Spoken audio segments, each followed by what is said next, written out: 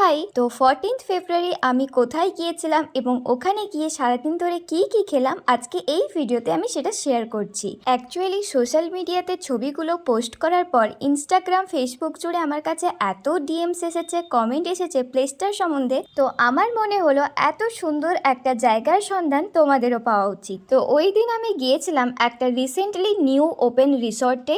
রিসর্টটার নাম হলো জোনাকি এবং প্লেসটা হলো নারায়ণপুর, ঠিক নন্দকুমার এবং তমলুক যাওয়ার মধ্যবর্তী একটা স্টপেজ। জায়গাটা হলো ভীষণই সুন্দর, অপূর্ব মনোরম একটা পরিবেশের মধ্যে ঘেরা।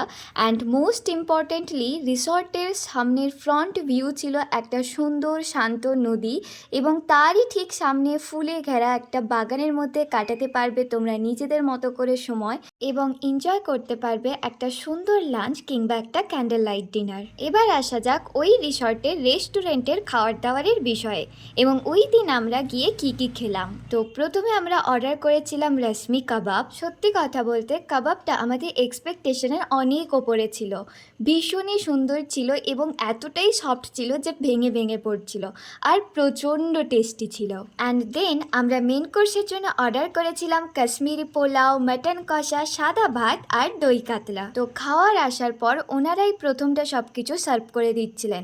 এবার আসি কাশ্মীরি পোলাওয়ে। কাশ্মীরি পোলাওটা ছিল অসম্ভব সুন্দর খেতে।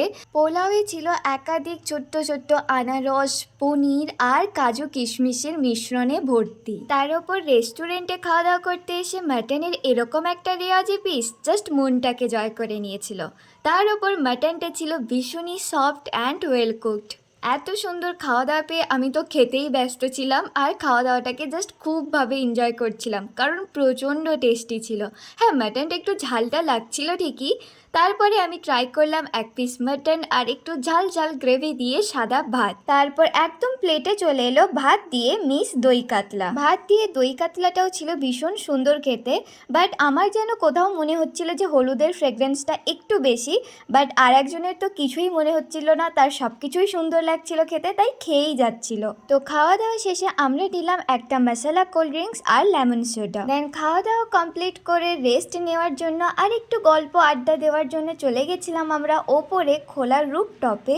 আর ঠিক বিকেল বিকেল সময়ে এরকম একটা ভিউ এনজয় করতে করতে আমাদের খুব ইচ্ছে করছিল, ক্রেভিংস হচ্ছিল বলা যায় কফি। তাই অর্ডার করেই ফেললাম এক কাপ করে কফি, আর কফির সঙ্গে কমপ্লিমেন্টারি হিসেবে দিয়েছিল এই চিপসগুলো এবং ওটসের বিস্কিট। তো এই ছিল 14th ফেব্রুয়ারিতে জোনাকি রিসর্টে আমাদের সারা দিনের খাওয়া দাওয়া।